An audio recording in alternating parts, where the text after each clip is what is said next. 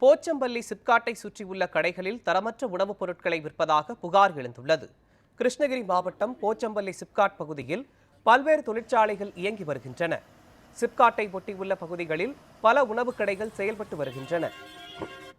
இந்நிலையில் இதில் சில கடைகளில் தரமற்ற உணவுப் பொருட்களை விற்பதாக குற்றச்சாட்டு எழுந்துள்ளது. பல டீ கடைகளில் டீ தூளுக்கு பதிலாக மறுசுழற்சி செய்து ரசாயனம் கலந்த டீ தூளை பயன்படுத்துவதாக தொழிலாளர்கள் தெரிவிக்கின்றனர். அதேபோல் சில கடைகளில் தரமற்ற உணவுப் பொருட்களை சுகாதாரமற்ற முறையில் விற்பனை செய்வதாகவும் கூறப்படுகிறது.